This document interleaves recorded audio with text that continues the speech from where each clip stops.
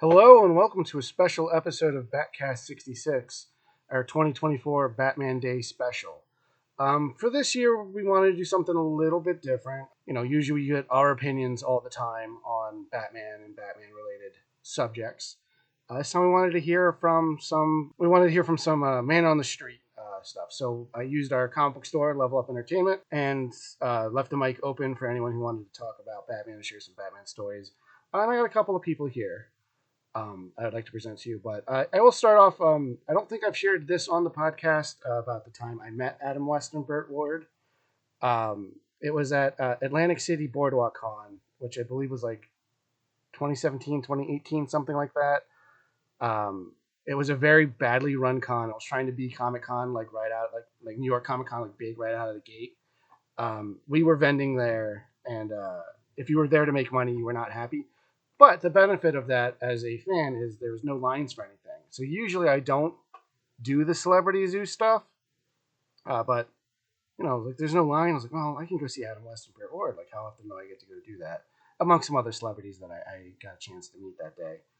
But yeah, I got to go meet them, which is not a super interesting story, but when I was there, Adam West was clearly not happy with the attendance and was kind of laying into either his handler or his manager or something. But they were nice when I met them, so I have some signed photographs that hang on my wall in my podcast room.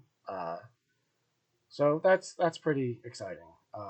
Without further ado, I'm going to let everyone else speak for themselves right now. Hey, my name is Lamar. I am from Egg Harbor Township, New Jersey. Uh, let's just go with basically, I like all the Batman movies. Rest in peace to Heath Ledger because it's going to be his kind of like anniversary and stuff. But anyway, Batman, all the Batmans I like, but the villain I'm going to miss the most is Heath Ledger's Joker. So just check it out. Happy Batman Day. Hey, this is Adam. I'm a man on the street for the Batcast 66.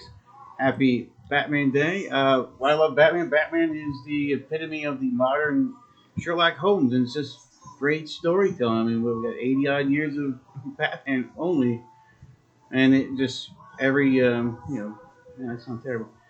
This psycho of all time, and yet he's very just cool. He's always been. For Batman, my favorite Batman movie. I like them all to some degree, but I will tell you this: I got the chance to be an extra in The Dark Knight Rises. A couple of buddies and I actually went up to Pittsburgh up in the summer of 2011. 6 hour ride, took forever. Drove all night. We got there. We got to the stadium, and we got to be in the football stadium scene with Bane. Tom Hardy and everything. It was really cool. It was a very long day, super hot. They wanted everyone to wear fall winter gear, but yet it was super hot. It was like 90 plus degrees. We actually got to see Christopher Nolan and his beautiful hair, and he actually directed us. In fact, my one buddy had a great point. He said, "Which way do you want us to look for the camera?" And he actually took note of that actually a little bit, and said, "Oh yeah, because they shot everything from one angle because they couldn't pull up the field from two spots, so they had to do it from one shot only. So they started with the Gotham team, and then the visiting team. So that was really cool. So Tom Hardy did the whole scene, and just to be there, we saw three tumblers in person.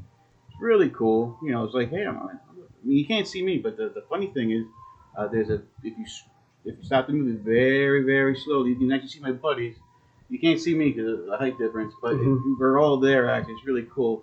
But Batman's just been a part of American culture for such a long time. You have the original comics. You got the Adam West era, the fun, crazy '60s, and then the Michael Keaton. And then all the other iterations. We don't have to talk about Bat Nipples, but they had that stuff. They had, in the animated series from the '90s, epitome of just great cartoon, great storytelling. I mean, they just find a way to make a great story again and again, and in some weird way, besides him being rich and a psycho, he's very relatable. He doesn't have superpowers, nothing on the planet. He's just a man on a mission. And, there's psychos out there inspired that there's Batmans in other cities. I think there's one in Atlantic City, actually. There's Batmans everywhere. Yeah, he's coming to the store a couple of times. Okay, I don't want to get in trouble with him. Yeah. But Batman is just someone that's relatable. I mean, even if you look at other superheroes like Daredevil or even Ninja Turtles, like the Vengeance and the the mystique in the darkness and taking care of things, but being the dark defender.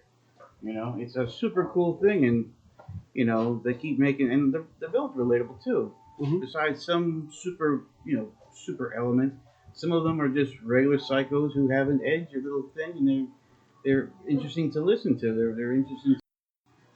Hello, everyone. I'm James, and I'm here to talk about Batman stuff. Mm-hmm. um, so like I was saying, Creature of the Night, Batman Creature of the Night. It's a Batman book without being a Batman book, and then towards the end, it becomes a Batman book. And I know that's weird to explain it like that, Mm-hmm. but basically, Batman exists, and it's like an alternate reality, and Batman's more of an entity that is connected to this kid named Bruce. I think it's Wainwright or Wayne something, and just all the similarities of him being Bruce and him being obsessed with Batman. It was literally one of the best Batman books I've read, but it wasn't your typical Batman. And I know that sounds weird, but it's called Batman Creature of the Night. You really need to check it out. It's really good. Um, what did I read recently too? That was I read all of Earth One Batman, Mm-hmm. and the way they did the storyline and everything, it was very more movie style. You know what I mean? Like how they did it, and the storyline is really good. You should check it out. Did you read all of Batman Earth One? I didn't read any Earth One books. None. No. See, I haven't read like Wonder Woman or Superman, but I'm gonna start reading the Teen Titans Earth One. Sure. But Batman Earth One, it takes more of the Nolan style Batman. It kind of like takes that route.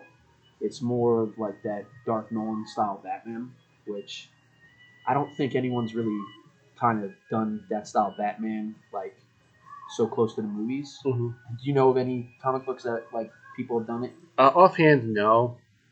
So, but yeah, Earth One was really good. It has a big twist in it. It has Two Face. Like each book in it tells like a different main arc, Mm-hmm. but they all connect together. It sounds So good. that's currently the latest stuff I read on Batman. But you know how it is. There's so many books and so many spin-offs. Like what are we at right now? Like 1,000 something?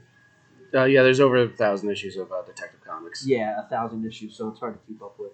But as far as Batman, that's what I'm doing with Batman. Okay. So check out Creature of the Night and Earth One. They're really good. Thank you again to everyone that listens and participated in this year's Batman Day special. We probably will do something like this again, maybe next year, year after. I don't know. We'll see. But stay tuned to Batcast. We have a lot of exciting stuff coming up. I know we're in a bit of a hiatus.